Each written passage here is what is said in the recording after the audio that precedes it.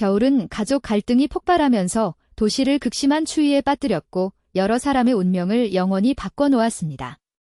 폭풍의 중심에는 애정과 보살핌이 필요했지만 자신을 보호해야 했던 사람들로부터 잔인함만 발견한 아픈 소년이 있었습니다.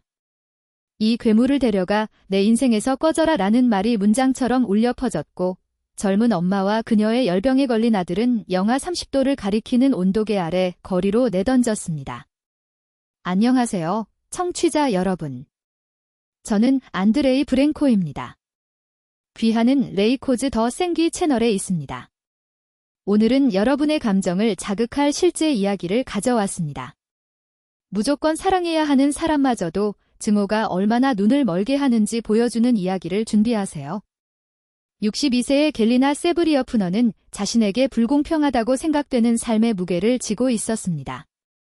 사별하고 비통한 그녀의 유일한 감정적 유대는 은행에서 창고 직원으로 일하는 조용한 소녀 크리스티나와 결혼한 아들 데니스뿐이었습니다. 그러나 그녀가 자신의 모든 불행을 비난한 것은 바로 며느리였습니다. 어린 소녀는 침착하고 책임감 있음에도 불구하고 끊임없이 감시를 받으며 살았습니다. 제대로 씻지 않은 접시, 그녀가 좋아하지 않는 음식, 개인적인 모욕으로 울려 퍼지는 2살짜리 어린 아우텀의 울음소리. 그 12월 밤, 모든 것이 평소처럼 시작되었습니다.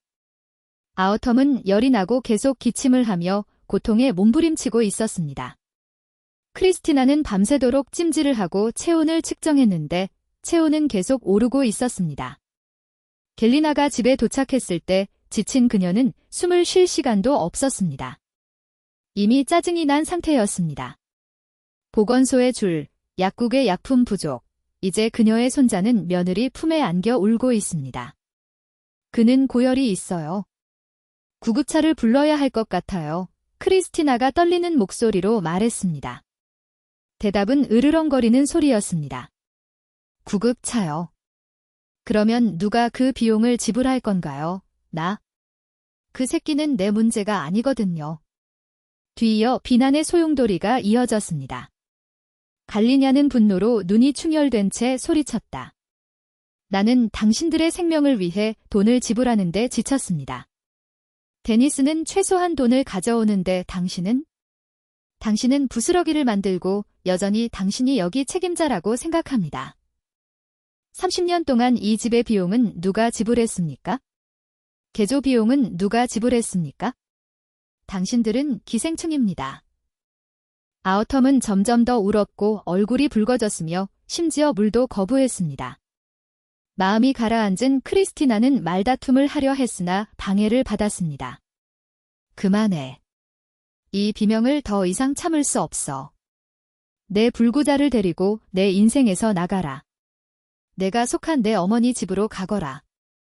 논의할 여지가 없었습니다. 1시간도 채 안 되어 크리스티나는 열이 난 아들을 품에 안고 몇 가지 소지품이 담긴 가방 2개를 안고 건물 계단에 올랐습니다. 쾅 하는 소리와 함께 문이 닫히고 열쇠가 자물쇠에 꽂혔다. 대안이 없던 그녀는 도시 반대편의 비좁은 아파트에 살고 있던 은퇴한 간호사인 어머니 루드밀라의 집으로 택시를 불렀습니다.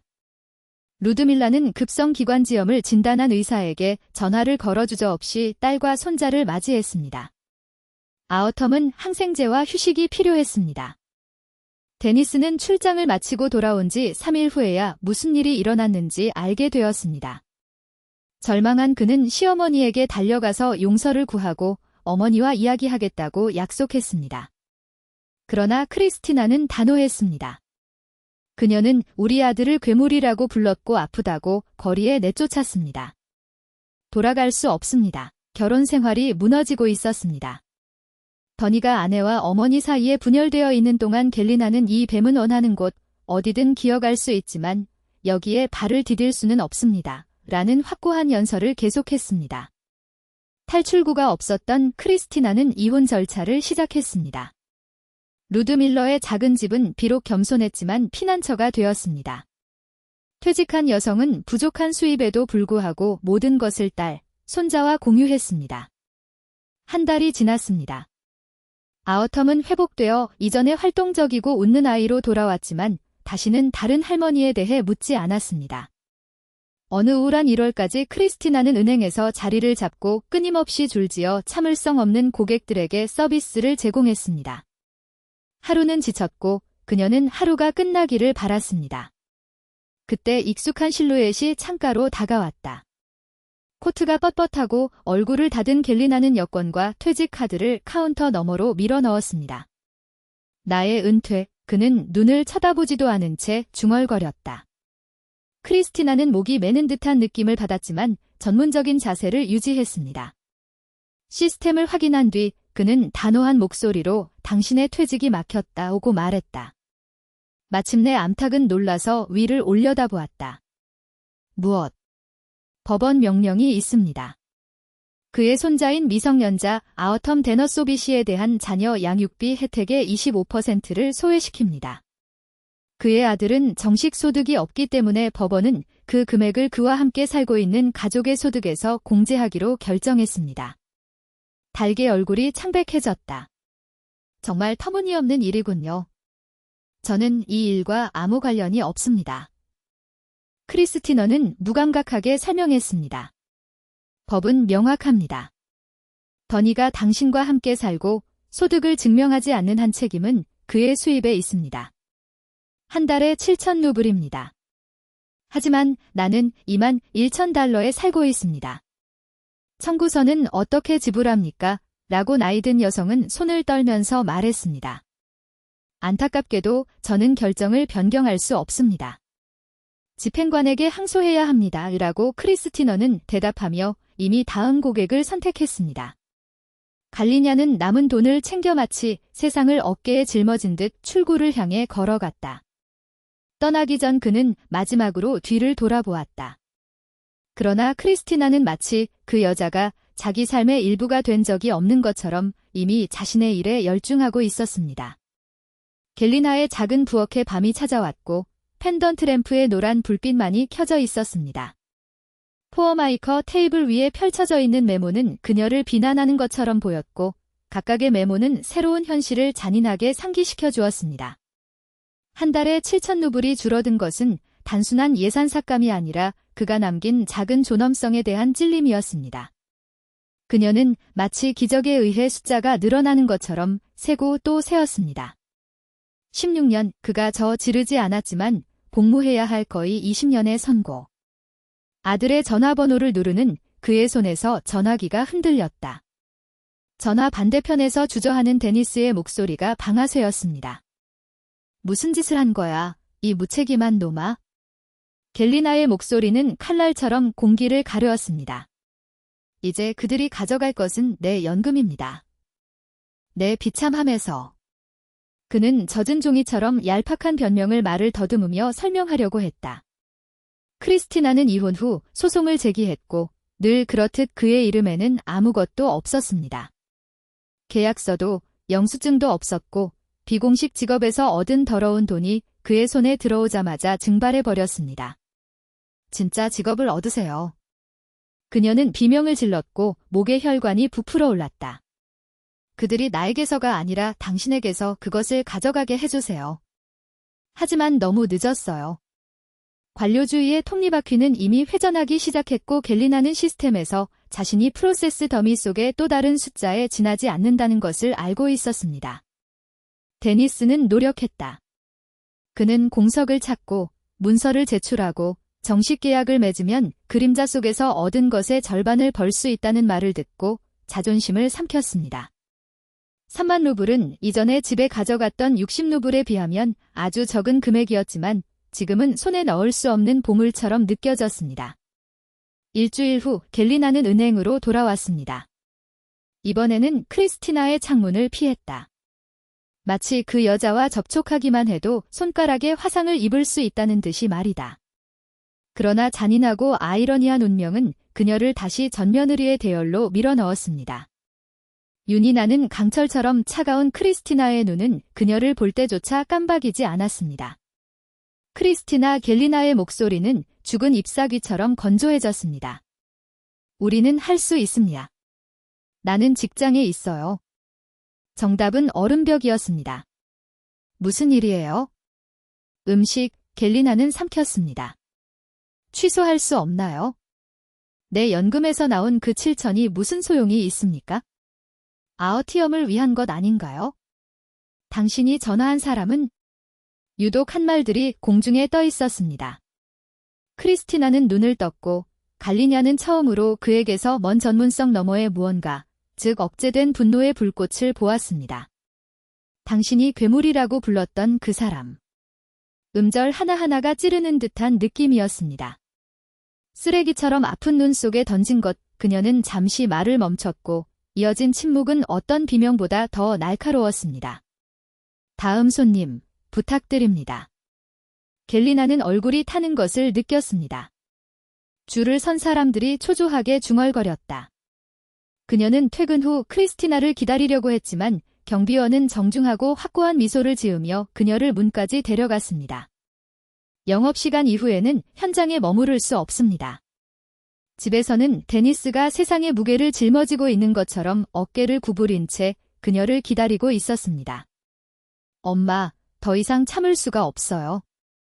그의 목소리가 깨졌습니다. 나는 크리스티너와 아어티엄을 다시 데려올 예정입니다.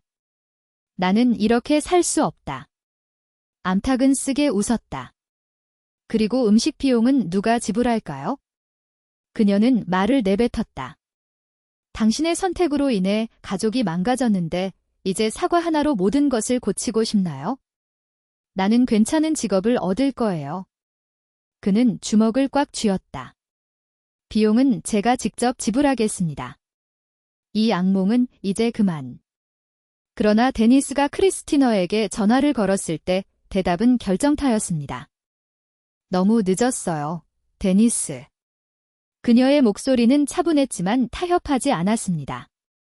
논문은 이미 ZAGS에 있습니다.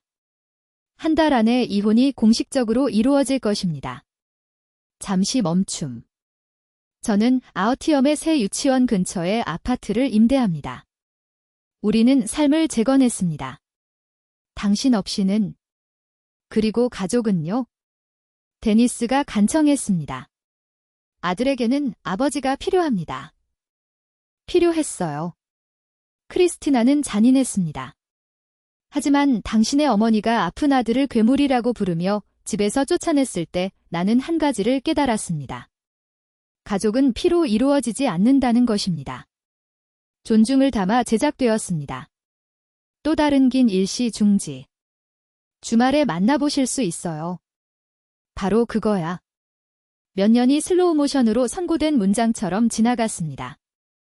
갤리나는 연금의 절반으로 생활하는 법을 배웠지만 은행을 방문할 때마다 고문이었습니다.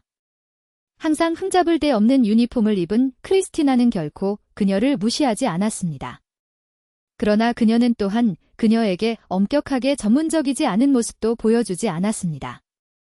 그의 눈에는 증오가 없었습니다. 아무것도 없었습니다. 그리고 그것은 어떤 모욕보다 더 상처를 입혔습니다. 데니스는 자존심을 삼켰습니다. 그는 정식 계약을 맺고 명확한 급여 공제를 받은 운송회사의 운전사로 일했습니다. 토요일에 그는 아어티엄을 데리러 왔고 두 사람은 공원, 영화관, 값싼 스낵바에서 함께 하루를 보냈습니다. 소녀는 자신을 거부했던 할머니에 대해서는 묻지도 않고 웃으며 건강하게 자랐다. 그날까지 은행에서 분노로 얼굴이 붉어진 노인이 크리스티나에게 이적료 문제로 소리를 지르고 있었습니다. 그의 말은 두꺼웠고 그의 몸짓은 위협적이었다. 갤리나는 전 며느리의 얼굴이 창백해지는 것을 보고 가슴이 뭉클해지는 것을 줄 서서 지켜보았습니다. 그는 별 생각 없이 한 걸음 앞으로 나아갔다. 그 여자한테 소리 지르는 건 그만둬. 그의 목소리는 공기를 끊었다. 그녀는 은행의 규칙을 비난하지 않습니다. 그 남자는 맞서 싸울 준비가 되어 그녀에게로 돌아섰지만 보안은 이미 다가오고 있었다. 사건은 몇 초 만에 끝났지만 크리스티나는 적대감이 아닌 다른 눈빛으로 갈리냐를 바라보았다. 그건 놀랐습니다. 퇴근 후 2년 만에 처음으로 그녀는 보도에서 갈리냐에게 다가갔습니다. 감사해요. 그가 말한 전부입니다. 아, 아무것도 아니었어요. 갤리나는 부끄러워서 어깨를 으쓱했습니다. 그 남자는 무례했어요. 그들은 오랫동안 침묵했습니다. 바람이 그의 발에 마른 나뭇잎을 날랐다. 그리고 아어티엄은요? 갤리나가 마침내 물었다. 그녀의 목소리는 떨렸다. 어떻게 지내세요? 잘, 크리스티나는 머뭇거렸지만 대답했습니다. 성장하고 있습니다. 내년에 그는 학교를 시작합니다. 데니스가 당신이 갤리나가 입술을 깨물었다고 했어요. 다시 결혼할 거라고요? 크리스티나는 눈썹을 치켜떴지만 기분이 상하지는 않았다. 누군가를 만나고 있어요. 신중한 미소. 그는 좋은 사람이에요. 아어티엄을 자신의 것처럼 대하십시오. 갤리나는 손가락으로 가방끈을 만지작거리며 고개를 끄덕였습니다. 미안해요, 크리스티나. 한숨처럼 말이 나왔다. 그날 밤 나는 정신을 잃었습니다. 그 소녀는 책임이 없었습니다. 크리스티나는 오랫동안 그녀를 지켜보았습니다. 그런 다음 그는 고개를 저었다. 오랜만이에요, 헨 세브리어프너. 그의 목소리는 부드러우면서도 단호했다. 증오는 피곤한 일입니다. 원한을 품기에는 인생이 너무 짧습니다. 잠시 멈춤. 그런데 또 동거를 하게 됐나요?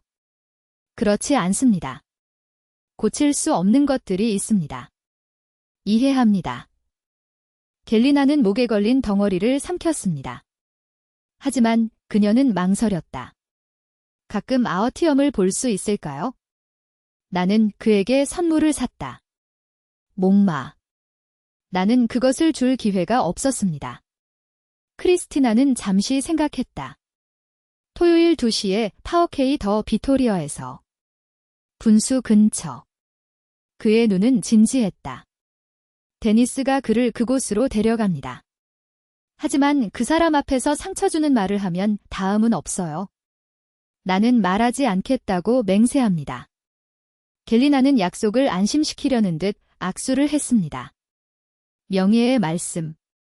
사실입니다. 걸리너 세브리어프너는 마치 그 말이 그녀가 감당할 수 있는 것보다 더 무겁다는 듯 떨리는 목소리로 인정했습니다. 나는 모든 것을 잃었습니다. 내 아들, 내 며느리, 내 손자. 모두 내 고집과 분노 때문이었습니다. 아니요, 그는 모든 것을 잃은 것이 아닙니다. 크리스티나는 부드럽지만 단호하게 고개를 저었습니다. 주위를 둘러보세요. 당신은 손자의 결혼식에 참석했습니다. 그는 당신을 옹알이라고 부르고 당신을 안아주고 당신이 한 번도 틀린 적이 없었던 것처럼 대합니다. 걸리너 세브리어프너는 세게 삼켰습니다. 당신은 이것을 허용했습니까?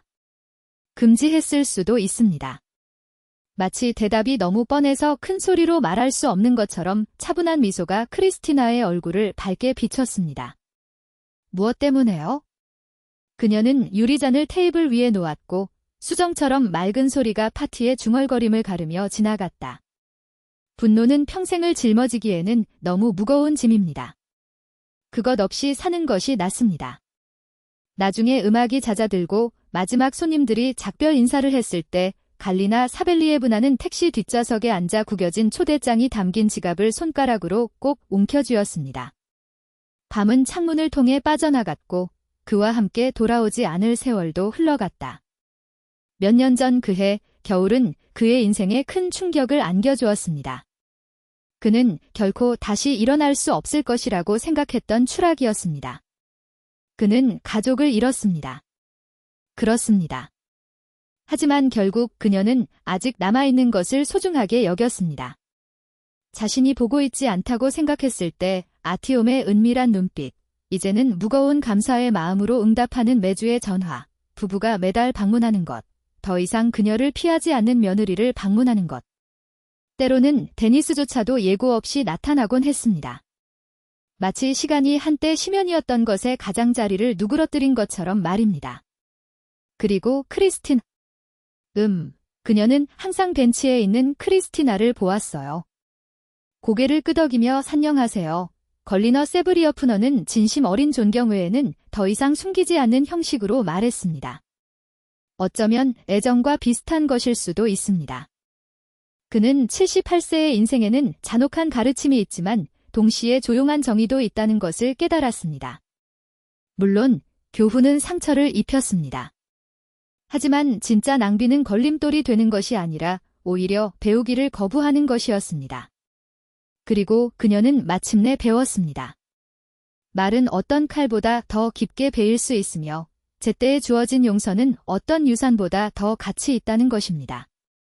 그 외로움은 부재하는 육체로 측정되는 것이 아니라 주먹을 꽉 쥐고 오랜 시간이 지난 후에도 여전히 우리에게 손을 내밀고 있는 손을 볼 수 있는 능력으로 측정됩니다.